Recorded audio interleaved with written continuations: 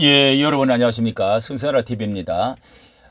내일 모레면은 이제 대통령이 마침내 이 한남동 관저를 비우시고 이사를 간다고 전해지고 있는데요. 마지막으로 대통령께서 이제 사람이 불러가지고 전한길 그 강사 그리고 윤상현 의원을 관저에 불러서 대화를 나눈 것을 들으면 가슴이 참 먹먹하고 안타깝고 죄송한 마음을 금할 수가 없는데 이 사진을 찍은 것을 보면 그나마도 위로가 되어지고 또 한편 참 안타깝습니다. 그런데 여기에 국민들 그리고 청년들에 대해서 2030 지난 겨울 동안의 아스팔트에서 정말 수천만 명이 부르짖었던 그때를 생각하면서 정말 너무 미안하고 잠이 오지 않는다.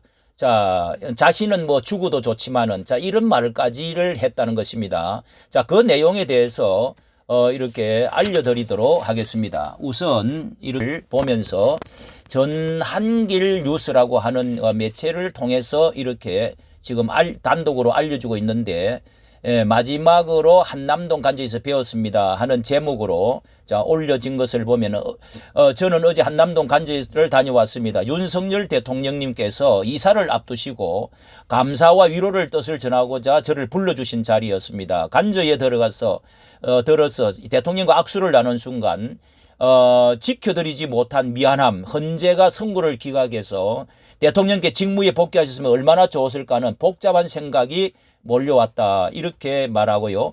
순간에 눈물이 왈칵 쏟아질 뻔했지만은 대통령께서는 한치의 흔들림이 없는 단단한 표정으로 저를 맞이하셨습니다.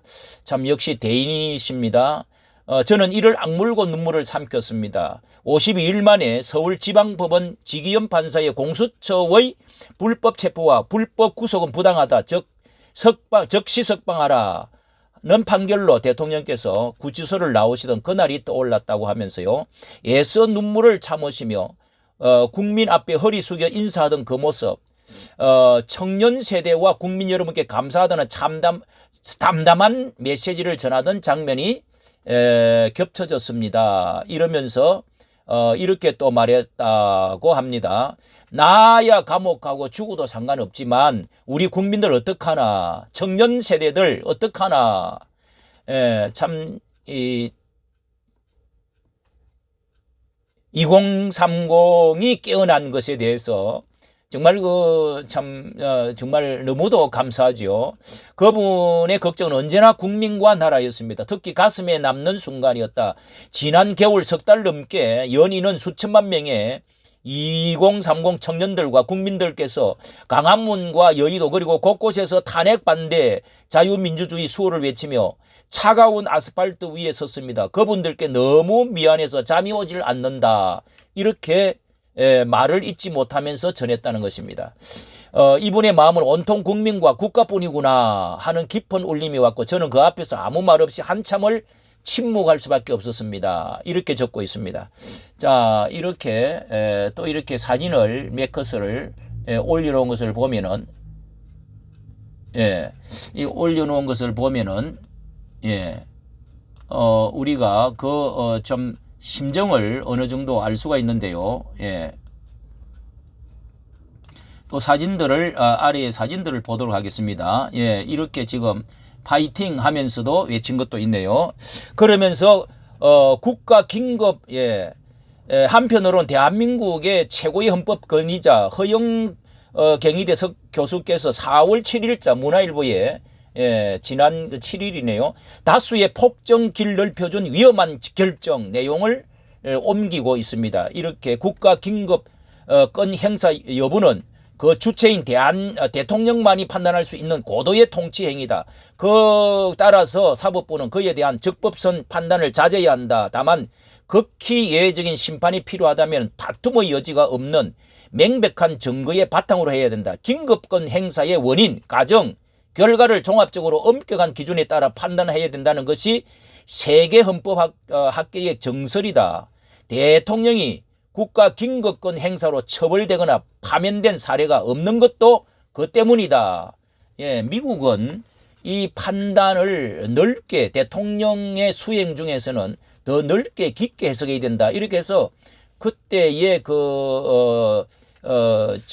트럼프가 그렇게 그 파면당하고 했던 그것을 다시 복귀시켰던 적이 있었지요.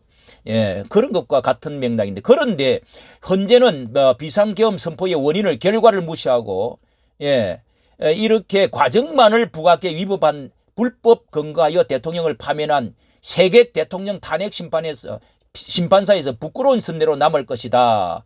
이런 그 허영 교수님께서 만약 헌재의 10가지 위법한 절차를 무시하고 대통령을 파면한다면 헌재는 가루가 되어 사라질 것이라고 경고하였습니다. 그 말씀이 지금도 머릿속을 떠나지 않다고 감회를 다시 적고 있습니다.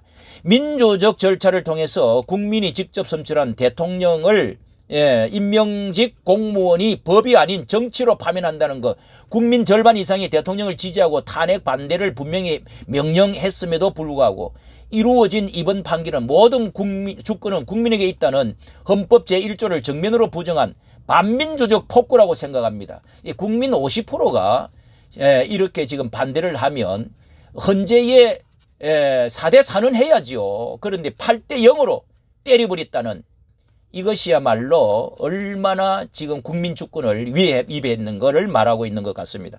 예, 저는 대통령 앞에서 분명히 약속드렸습니다. 다가오신 대선에서 반드시 승리하여 윤 대통령께서 지키시고자 하셨던 자유민주주의 수호, 헌법과 공정과 상식이 살아 움직이는, 살아 숨쉬는 나라를 완성하겠다고, 그리고 우리 2030 청년 세대와 미래 세대들이 마음껏 자유를 누릴 수 있는 선진 자유민주주의 대한민국을 이어가겠다고, 그 길에서 대통령께서 이루지 못한 개혁을 저희 국민들이 힘을 합쳐 반드시 완수하겠다고 말씀을, 저의 모든 것을 걸고 하겠다고 말씀을 드렸다. 이렇게 지금 말하고 있습니다. 관저에 나오면서 윤상현 의원님께도 께서도 이런 말씀을 드렸다네요. 저는 평생을 역사 강사로 살면서 학생들에게 늘 이렇게 말해왔습니다. 만약 내가 선조였다면, 내가 이수신 장군이었다면, 내가 김구 선생님, 이승만 대통령이었다면 어떻게 했을까? 예. 그리고 이제 그 물음 앞에 서서 옳은 길을 가고 나중에 제 자신을 돌아볼 때 후회하지 않기 위해 저는 지금 이 자리에 서 있다. 그리고 조상들은 손가락 마디마디 꽂아대는 그 극심한 고통의 대반을 공문에도 굴하지 않고 독립운동을 했다.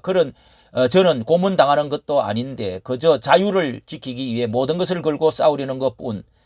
그 길이 안타깝고 가치 있는 길이라 믿는다. 저는 제가 믿는 가치에서 더 온전히 던지고자 한다. 실존하는 살아있는 삶을 살고자 한다. 이렇게 말을 하면서요. 다가오는 선거에 대해서 만약 반대의 길이 선택된다면 자유민주주의 대한민국은 침몰하고 법치와 공정, 상식이라는 소중한 가치들이 무너질 것이다. 이 상황을 그냥 지켜볼 수 없다. 그들을 이기고 승리하는 것만이 국민을 살리고 윤 대통령을 살리는 길, 우리와 함께 모든 것을 사는 길. 이번 전한길은 3번 윤한길 의원은 8번 8번 고발을 당했는데 바로 우리 모두 두 사람의 모습에서 국민 여러분께서는 다가올 겨울 같은 냉기를 느낄 수 있지 않으십니까? 이러면서 내일 대통령 간지 떠나시기 전 우리를 불러 위로와 격려를 뜻을 전했다. 예. 자, 이렇게 정말 그분은 끝까지 자신의 안위를 걱정하지 않고 오로지 국가와 국민만을 걱정하셨으며 지금 옮기고 있습니다. 그러면서 다가올 대선에서는 반드시 승리해서 2030 세대들이 외쳤던 자유민주주의 수호, 수호, 법치, 공정, 상식, 되살아나는 대한민국을 보여드리고 싶습니다.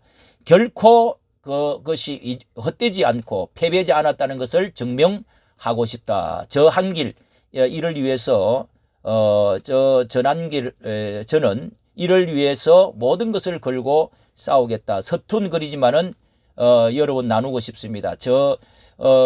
미워하셔도 응원해 주셔도 욕하셔도 괜찮습니다.